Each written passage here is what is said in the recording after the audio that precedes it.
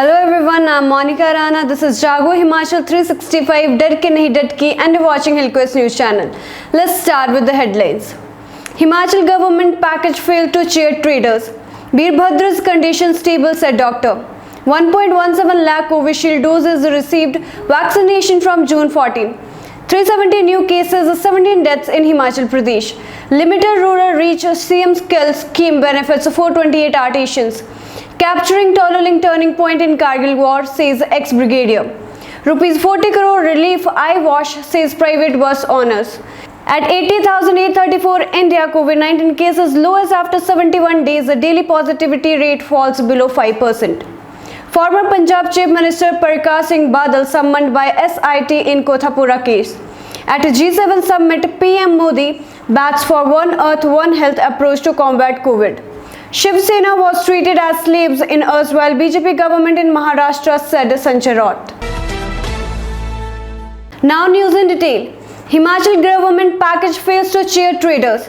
The financial package cleared by the cabinet has failed to cheer hoteliers and transporters in Kangra. Most of them have cast doubt that the traders hit by the pandemic will benefit. Prem Kumar, a transporter, said the government had announced the interest subvention scheme. Under the scheme, the government would subsidize the interest of fresh loans.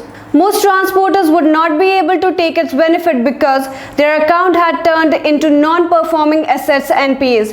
As per RBI guidelines, no bank can give loans to persons whose account have turned NPAs. They would not be able to raise fresh loans, Prem Kumar said. Hoteliers said last year also the government had announced an interest subvention scheme for the hoteliers, but in Kangra region, just less than 10 hoteliers could draw its benefit. Birbhadra's condition stable, said doctor. The HMC Hospital Administration has said that the condition of former Chief Minister Birbhadra Singh is stable and he is recovering.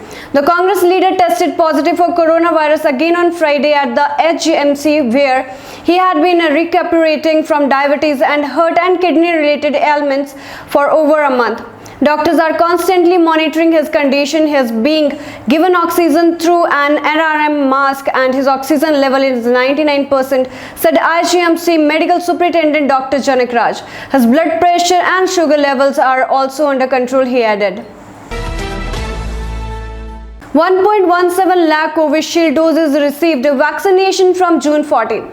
The state government received 1.17 lakh vaccines from Serum Institute of India (SII). It would now organize more sessions from June 14 to 18 to utilize the entire consignment.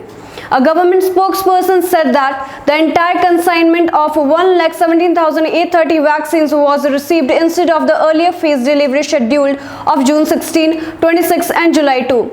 Now, the health department will hold daily vaccine sessions from June 14 to 18 to utilize the entire consignment, he added. 370 new cases, 17 deaths in Himachal. As many as 370 COVID cases were reported in the state, taking the tally to 1,98,313. Besides, 17% died of the virus in the past 24 hours. 4 deaths were recorded in Shimla, 2 each in Kangra, Mandi, Solan, Chamba and Sirmaur, and 1 each in Una, Hamirpur and Kullu.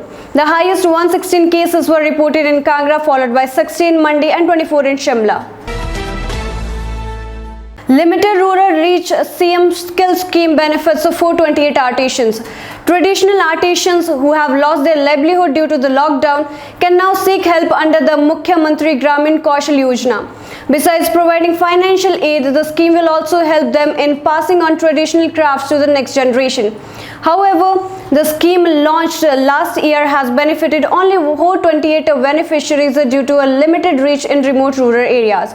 Lalit Jain, Director Rural Development and Panchayat, said the scheme was formulated last year. A budget of Rs 75 lakh was spent and 428 artisans and trainees attached with them were provided employment under the scheme.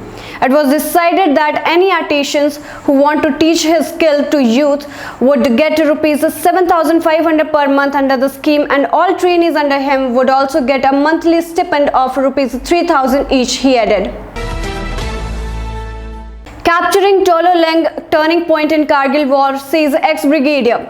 The Battle of Tololing on June 13, 1999, the first major victory for the army in the Kargil war, played a crucial role in defeating the enemy, said retired Brigadier Kushal Thakur. An exercise to force Mujahideen out of Dras and Kargil sectors turned into a limited war in which the army faced not only intruders but also Pakistani army soldiers, he said. Fighting in an inhospitable terrain with the enemy well placed at all vantage points on the Tololing peak, the Kargil war was won at the cost of 527 brave lives. 52 of them belonged to Himachal Pradesh. Captain Bikram Batra and Rifleman Sanjay Kumar, 2 of the 4 recipients of Parambir Chakra, were both from Himachal, he added. Brigadier Thakur remembers how difficult it was to carry ammunition under the heavy enemy artillery fire. In the Battle of Tololing, 18 grenadiers lost Lieutenant Colonel R. Vishwanathan and Major Rajesh Adhikari, beside 2 JSUs and 21 other ranks, while 2 Rajputana rifle lost Major Bibek Gupta, 2 JSUs and 7 other ranks. Rupees 40 crore relief I-Wash private bus owners. Private bus operators are not happy with the rupees 40 crore package announced by the state government for the transport sector. As such, they may not end their strike anytime soon. We are not pleased with the government's offer. The rupees 40 crore package is a mere eyewash, said Rajesh Prashar, president of the State Private Bus Operator Union. We held a meeting of the union and passed a resolution expressing our dissatisfaction with the government's announcement. We will hold a meeting with our district units on Sunday and then decide our future course of action, said Prashar. The announcement to provide a working capital of rupees 2 lakh as bank loan is of no use. The government is providing relief on interest in the first 2 years. If we do calculation, the bus operators will get a monthly relief of just rupees 1,000 for 2 years, he said. At 80,834, India COVID-19 cases lowest after 71 days. The daily positivity rate falls below 5%. India reported 80,834 fresh COVID-19 cases, the lowest after 71 days, while the daily positivity rate further dropped to 4.25%, according to the Union Health Ministry data updated on Sunday. With the fresh cases, the country's tally of cases has climbed to 2,94,39,989. The COVID-19 death toll climbed to 3,70,384 with 3,303 fresh fatalities. The data updated at 8 am showed. The active cases further declined to 10,26,159, comprising 3.49% of the total infections, while the national COVID-19 recovery rate has improved to 95.26%. Former Punjab Chief Minister Prakash Singh Badal summoned by SIT in Kothapur case. The ADGP Yadav-led SIT proving Kothapur police firing has summoned SAD patron Prakash Singh Badal on June 16. Badal was the CM when the police opened fire on protesters in October 2015. The SIT is to ascertain as to who gave the orders to open fire, whether the cops fired in self-defense, and if standard operating procedure was followed. At G7 summit, Prime Minister Narendra Modi backs for One Earth, One Health approach to combat COVID. Prime Minister Narendra Modi sought the G7 support for the India-South Africa proposal moved at the WTO for intellectual property rights IPR waiver on COVID-related technologies while speaking virtually at the first outreach session of the G7 summit on Saturday. The Prime Minister hoped the ongoing meeting of the world's most powerful bloc would send out the message of One Earth, One Health for the whole world while underlining the special responsibility of democratic and transparent societies in the regard. All G7 countries and the guest nations, Australia, India, South Korea and South Africa at Cornwall, UK, are democracies, and many of them have asked China to come clean on the origin of the COVID virus. Shiv Sena was treated as slaves in erstwhile BJP government in Maharashtra, said Sanjay Raut. The Shiv Sena was virtually treated as slaves and attempts were made to finish off the party politically when it was in power with the BJP in Maharashtra from 2014 to 2019, Sena MP Sanjay Raut has alleged. Addressing Sena workers in Jalgaon in North Maharashtra on Saturday, Roth said the Shiv Sena had a secondary status in the previous government and was treated like slaves. Attempts were also made to finish off our party while misusing the very power which was enjoyed because of our support. Roth's remarks came days after Maharashtra's Chief Minister and Shiv Sena President Uddhav Thackeray met Prime Minister Narendra Modi in Delhi separately, setting off political speculations in the state.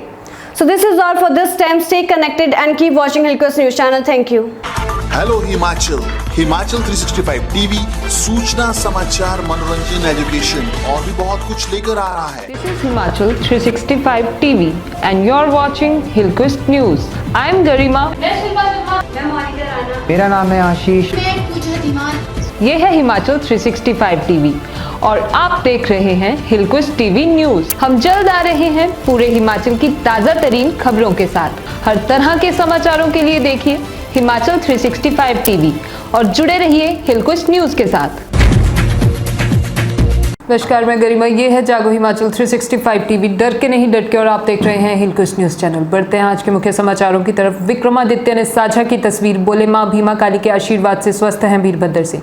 Congress सह प्रभारी ने उपचुनाव और 2022 विधानसभा चुनाव के लिए रणनीति तैयार करने का दिया निर्देश। आज के ही दिन गूंजा था विजय या वीर गति का नारा, फतेह की थी तोलोलिंग चोटी। वार्षिक परीक्षाओं से पहले कॉलेज शिक्षकों को छुट्टियां देने की तैयारी। हिमाचल में पहले दिन 1004 रूटों पर दौड़ेंगी सरकारी बसें, सवारियों के रिस्पांस पर बढ़ेगी संख्या। हिमाचल में 18 से 44 आयु वर्ग के लोगों को अब 5 सत्रों में लगेगी वैक्सीन। पहले से सुधरे हैं हालत, पशुपालकों की चिंता का समाधान। शहीद के सर्वोच्च बलिदान को नमन। बागवानी की नई क्रांति को तैयार हो रही जमीन।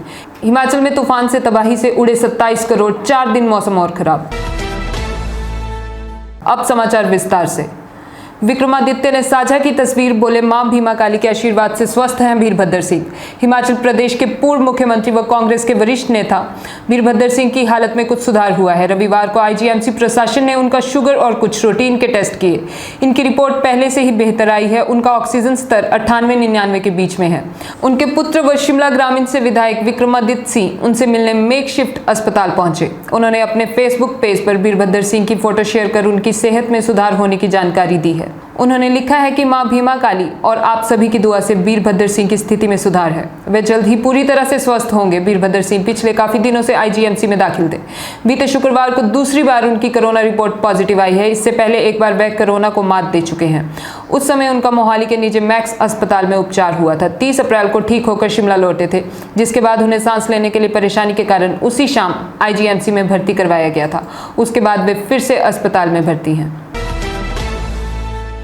कांग्रेस सह प्रभारी ने उपचुनाव और 2022 विधानसभा चुनाव के लिए रणनीति तैयार करने का दिया निर्देश। प्रदेश कांग्रेस सेवा दल के अध्यक्ष अनुराग शर्मा ने बताया, प्रदेश कांग्रेस सह प्रभारी संजय दत्त से राजीव भवन शिमला में मुलाकात की। अनुराग शर्मा ने सेवा दल की कार्यप्रणाली, नगर निगम चुनाव व कोरोना में की गई गतिविधियों से संजय दत्त को अवगत करवाया। संजय दत्त ने मंडी लोकसभा उपचुनाव, फतेहपुर व जुब्बल कोटखाई विधानसभा उपचुनाव सहित 2022 के विधानसभा चुनाव के लिए अनुराग शर्मा को सेवा दल की रणनीति तैयार करने के लिए कहा। अनुराग शर्मा ने आश्वासन दिया कि सेवा दल पूरी तरह से तैयार है। वहीं जिला व ब्लॉक स्तर पर संगठन व पार्टी की मजबूती के लिए दिन रात काम कर रहा है। आज ही के दिन गूंजा था विजय या वीर गति का नारा, फतेह की थी तोलोलिंग चोटी। साल 1999 को हुए कारगिल युद्ध के दौरान आज ही के दिन यानी 13 जून को युद्ध का एक बड़ा टर्निंग पॉइंट था। कारगिल को पाकिस्तान से छुड़ाने के लिए 22 साल पहले तोलोलिंग चोटी फतह करने के अभियान में विजय या वीर गति का नारा गूंजा था और इस बेहद कठिन चोटी पर भारतीय सेना ने कब्जा किया था। इस जीत ने युद्ध का पासा पलट दिया था और भारतीय सेना की झोली में आ गया था। पहली चोटी तोलोलिंग और सबसे ऊंची चोटी टाइगर हिल पर विजय पताका फहराने का सौभाग्य हिमाचल के मंडी जिले के नगवाई के खुशहाल ठाकुर और उनकी यूनिट के 18 ग्रेनेडियर को प्राप्त हुआ था। ब्रिगेडियर खुशहाल ठाकुर अपनी स्मृतियों के पन्नों को पलटते आज भी इस अभियान को नहीं भूल पाते हैं। उन्होंने बताया कि अपनी यूनिट के साथ कश्मीर घाटी में आतंकवाद से लड़ रहे थे। उनकी यूनिट को तुरंत ही कारगिल बुलाकर तोलोलिंग फतेह करने के अभियान में लगा दिया था। वे भूल नहीं पाते थे कि किस प्रकार इस लड़ाई में उनके नेतृत्व में 18 ग्रेनेडियर के बहादुरों ने कैसे अपना लोहा मनवाया था। तोलोलिंग चोटी पर कब्जा करने की कोशिश में 18 ग्रेनेडियर के 4 अधिकारियों सहित 25 जवान शहीद हुए। राजपुताना राइफल के 3 अधिकारियों सहित 10 जवान भी शहीद हुए थे। वार्षिक परीक्षाओं से पहले कॉलेज शिक्षकों को छुट्टियां देने की तैयारी। वार्षिक परीक्षाओं से पहले कॉलेज शिक्षकों को छुट्टियां देने की तैयारी शुरू हो गई है। उच्च शिक्षा निदेशालय ने इस संदर्भ में प्रस्ताव बनाने का काम शुरू कर दिया है। सरकार से मंजूरी मिलने पर इस बात का अंतिम फैसला होगा। जून में हर वर्ष कॉलेजों में अवकाश रहता है। ऐसे में इस वर्ष भी परीक्षाएं शुरू करने से पहले निदेशालय ने इस संदर्भ में कवायद शुरू की है। प्रदेश के स्कूलों में छुट्टियां देने को लेकर जुलाई में विचार होगा। जुलाई अंत से 15 अगस्त तक स्कूलों में बरसात की छुट्टियां होती हैं। शिक्षकों के अवकाश वो एडजस्ट करने के लिए निदेशालय ने छुट्टियां देने को लेकर विचार करना शुरू किया है। उच्च शिक्षा निदेशक ने बताया कि हर घर पाठशाला कार्यक्रम अभी जारी है। कुछ दिनों के लिए स्कूल कॉलेज बंद ही रहने का आसार है। ऐसे में शिक्षकों के ड्यू वेकेशन को एडजस्ट करने के लिए विचार किया जा सकता है। कॉलेजों में जून में कुछ दिन के लिए अवकाश दिया जा सकता है। जुलाई से कॉलेजों की परीक्षाएं शुरू होनी है। उन्होंने कहा कि इस मामले को लेकर आने वाले दिनों में विभागीय अधिकारियों से चर्चा करने के बाद विस्तृत प्रस्ताव तैयार कर सरकार की मंजूरी के लिए भेज दिया जाएगा। हिमाचल में पहले दिन 1004 रूटों पर दौड़ेंगी सरकारी बसें। सवारियों के रिस्पांस पर बढ़ेगी संख्या। हिमाचल प्रदेश में सोमवार से करीब 1004 रूटों पर हिमाचल पथ परिवहन निगम HRTC बसें चलाने की तैयारी है। इसके बाद सवारियों का रिस्पांस देखकर HRTC बसों की संख्या बढ़ाई जाएगी। बीते शुक्रवार को मुख्यमंत्री जयराम ठाकुर की अध्यक्षता में हुई कैबिनेट बैठक में प्रदेश के भीतर बसें चलाने का फैसला लिया गया है। इसके लिए चालकों परिचालकों से रविवार तक डिपो या अड्डा में रिपोर्ट करने के लिए कहा गया है। निजी ऑपरेटरों की सहमति नहीं बनी तो HRTC बसों की संख्या बढ़ाई जाएगी। प्रदेश में चलाए जाने वाले रूटों के हिसाब से चालकों परिचालकों की रोटेशन में ड्यूटियां लगाई जाएंगी। सोमवार सुबह से 24 घंटे निगम की बसें सड़कों पर दौड़ेंगी। बसों में सवारियों की ऑक्यूपेंसी जांचने के लिए इंस्पेक्टर फील्ड में सेवाएं देंगे। 50% ऑक्यूपेंसी के साथ हिमाचल में बसें चलेंगी। बसों में मास्क पहनना अनिवार्य किया है। सवारियों के पास सैनिटाइजर होना जरूरी है। हिमाचल में 18 से 44 आयु वर्ग के लोगों को अब 5 सत्रों में लगेगी वैक्सीन। हिमाचल प्रदेश के 18 से 44 आयु वर्ग के लोगों के लिए केंद्र सरकार से 1,17,830 टीके पहुंच गए हैं। पहले ये डोज 3 किश्तों में 16 और 26 जून और 2 जुलाई को आनी थी। एक साथ वैक्सीन पहुंचने से अब प्रदेश के युवाओं को 5 दिन 14, 15, 16, 17 और 18 जून को डोज लगेगी। उपलब्ध सभी डोज 21 जून से पहले प्रदेश के युवाओं को लगा दी जाएगी। इसके बाद दोबारा केंद्र से वैक्सीन मिलेगी। प्रदेश सरकार ने डोज लगाने के लिए स्लॉट बुकिंग का तरीका भी बदल दिया है। अब टीकाकरण के लिए 1 दिन पहले युवाओं को ऑनलाइन स्लॉट बुक करना होगा। इससे पूर्व 2 दिन पहले स्लॉट बुक करना होता था। स्लॉट बुक करने का समय भी बदल दिया गया है। पहले जहां 2:30 से 3 बजे तक बुकिंग होती थी, वहीं अब दोपहर 12 बजे से 1 बजे तक स्लॉट बुकिंग होगी। हर सेंटर पर एक दिन में 100 युवाओं को टीका लगेगा। पूरे राज्य में 1706 सत्र आयोजित किए जाएंगे। 14 जून को प्रदेश के 266 और 15 से 18 जून तक 360 केंद्रों पर वैक्सीन लगाई जाएगी। अगर किसी जिले के पास इस श्रेणी का कोई टीका रह जाता है तो जिले में 19 जून को मॉप अप राउंड आयोजित करके लगा सकते हैं। पहले से सुधरे हैं हालत। हिमाचल प्रदेश कांग्रेस संगठन के सह प्रभारी संजय दत्त प्रदेश के 6 दिवसीय दौरे पर आए हुए हैं और वे आजकल संगठन की गतिविधियों के साथ साथ वर्तमान राजनीतिक स्थिति का भी जायजा ले रहे हैं। इसी कड़ी में हमीरपुर जिला कांग्रेस कमेटी के अध्यक्ष राजेंद्र जार ने शनिवार को शिमला में सह प्रभारी संजय दत्त के साथ मिलकर जिला में चल रही पार्टी कार्यक्रमों व अन्य राजनीतिक गतिविधियों का विस्तृत ब्यौरा प्रस्तुत किया। जार ने बताया कि प्रभारी संजय दत्त ने जिला कांग्रेस की गतिविधियों की सराहना करते हुए कहा कि राजनीतिक तौर पर हमीरपुर जैसे संवेदनशील जिलों में पार्टी की स्थिति में सुधार आया है। पशुपालकों की चिंता का समाधान। पशुपालकों की परेशानी को समझते हुए विधायक राजेंद्र राणा द्वारा सर्व कल्याणकारी संस्था के माध्यम से पशुपालन के लिए नगर परिषद सुजानपुर के लिए शनिवार को सब्सिडी पर तूड़ी की 100 क्विंटल की पहली खेप मुहैया करवाई गई, जिससे पशुपालकों ने राहत की सांस ली है। इस मौके पर संस्था के जिला अध्यक्ष लेखराज ठाकुर ने बताया कि पहले प्रदेश सरकार द्वारा किसानों व पशुपालकों को सब्सिडी पर तूड़ी उपलब्ध करवाई जाती थी, लेकिन कोरोना काल में सुनवाई न करते हुए तूड़ी पर भी सब्सिडी बंद कर दी गई। अपनी समस्या से पशुपालकों ने विधायक राजेंद्र राणा को अवगत करवाया तो उन्होंने सरकारी रेट पर ही सब्सिडी पर तूड़ी का इंतजाम करवा दिया। शहीद के सर्वोच्च बलिदान को नमन। ग्राम पंचायत गलोड़ के तहत गलोड़ खास के शहीद रोहिन ठाकुर के नाम पर शनिवार को लाहाड़ा में रक्तदान शिविर का आयोजन किया गया। युवक मंडल लाहाड़ा व नुखेल एवं अमोघ संकल्प NGO ने इस शिविर का आयोजन किया। शिविर में मुख्य अतिथि के रूप में शहीद रोहिन ठाकुर के पिता रसील ठाकुर उपस्थित रहे।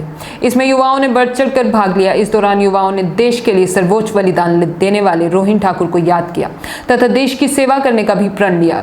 शहीद रोहिन ठाकुर जिंदाबाद के नारों से कार्यक्रम का शुभारंभ किया गया। रक्तदान शिविर में 150 युवा उपस्थित रहे।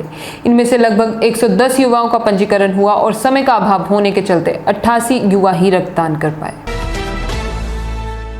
बागवानी की नई क्रांति को तैयार हो रही जमीन। हिमाचल प्रदेश के निचली क्षेत्रों में बागवानी की एक नई क्रांति का सूत्रपात करने के लिए राज्य सरकार द्वारा आरंभ की गई HP शिवा परियोजना से संबंधित कार्यों को हमीरपुर जिला में भी तेजी से पूरा किया जा रहा है। कोरोना संकट में उद्यान विभाग के अधिकारी और जिला के किसान बागवान फलदार पौधों के रोपण के लिए अग्रिम पंक्ति प्रदर्शन स्थल विकसित करने में जुटे हुए हैं, ताकि जुलाई अगस्त में अधिक से अधिक पौधारोपण किया जा सके। वैश्विक महामारी के इस कठिन दौर में भी जिला हमीरपुर में बागवानी के क्षेत्र में एक नई जान फूंकने के लिए जमीन तैयार की जा रही है। प्रदेश सरकार द्वारा एशियन डेवलपमेंट बैंक की मदद से आरंभ की गई Himachal Pradesh subtropical horticulture irrigation and value addition project यानी HP शिवा परियोजना के तहत हमीरपुर जिला में बड़े पैमाने पर अमरूद, लीची, अनार और नींबू प्रजाति के फलों का पौधारोपण किया जाना है। कुल्लू में नशा तस्करों पर शिकंजा, 1 किलो 939 ग्राम चरस के साथ 3 युवक गिरफ्तार। कुल्लू की मणिकरण घाटी में पुलिस ने शनिवार देर रात नाके के दौरान एक वाहन से 1 किलो 939 ग्राम चरस बरामद की है। चरस तस्करी के आरोप में 3 लोगों को भी गिरफ्तार किया गया है। SP कुल्लू गौरव सिंह से मिली जानकारी के अनुसार रात के समय मणिकरण पुलिस की टीम शांगना पुल के पास मौजूद थे तो समय एक गाड़ी वर्षैनी की तरफ से आई। गाड़ी को पूछताछ के लिए रोका गया। जब कार की तलाशी ली तो इसमें 1 किलो 939 ग्राम चरस बरामद की गई। गाड़ी में सवार 3 युवक हरियाणा के रहने वाले बताए जा रहे हैं। पुलिस अब इन तीनों से पूछताछ कर रही है। हिमाचल में तूफान से तबाही से 27 करोड़ उड़े, 4 दिन मौसम और खराब। कोरोना महामारी की मार झेल रहे हिमाचल के किसानों, बागवानों सहित आम जनता पर अब तूफान ने कहर बरपाया है। प्रदेश में शुक्रवार रात चले तूफान ने कई परिवारों को बेघर कर दिया, वहीं फसलों को करोड़ों का नुकसान पहुंचाया है। राज्य आपदा प्रबंधन प्राधिकरण ने बताया कि तूफान से प्रदेश में 27 करोड़ 57,53,000 रुपए का नुकसान हुआ है। मौसम विभाग द्वारा राज्य में आगामी दिनों के दौरान भूस्खलन सहित पेड़ों के उखड़ने का पूर्वानुमान लगाया गया है। विभाग द्वारा सैलानियों सहित आम जनता से नदी नालों से दूर रहने का अलर्ट जारी है। प्राप्त जानकारी के अनुसार शुक्रवार रात चौपाल में तूफान के कारण शिमला चौपाल मार्ग पर दर्जन से अधिक पेड़ गिर गए, जिसमें कई गोवंश के दबने की सूचना है। वहीं पेड़ों के गिरने के उक्त मार्ग वाहन की आवाजाही की काफी समय तक बंद रहा। मंडी शिमला मार्ग पर भी भूस्खलन होने से काफी समय तक वाहनों की आवाजाही ठप रही। नेरवा में तूफान ने रौद्र रूप दिखा दिया। यहाँ पर सेब से लदे कई पेड़ जमींदोज हो गए। वहीं सेब के पौधों से दाने झड़कर जमीन पर गिर गए। करसोग में दर्जनों व नौराधार में भी कई घरों की छतें उड़ गई। करसोग में तेज तूफान के साथ छमाछम बारिश भी हुई। भारी बारिश से खेतों में बोई गई फसलों को भी भारी नुकसान पहुंचा है। धन्यवाद और जुड़े रहिए हिल कोस्ट न्यूज के साथ। हेलो हिमाचल 365 टीवी सूचना, समाचार, मनोरंजन, एजुकेशन और भी बहुत कुछ लेकर आ रहा है। This is Himachal 365 TV and you're watching Hill Coast News. I am Garima. मेरा नाम है आशीष। ये है हिमाचल 365 टीवी और आप देख रहे हैं हिल कोस्ट टीवी न्यूज। हम जल्द आ रहे हैं पूरे हिमाचल की ताजा तरीन खबरों के साथ। हर तरह के समाचारों के लिए देखिए हिमाचल 365 टीवी और जुड़े रहिए हिल कोस्ट न्यूज के साथ।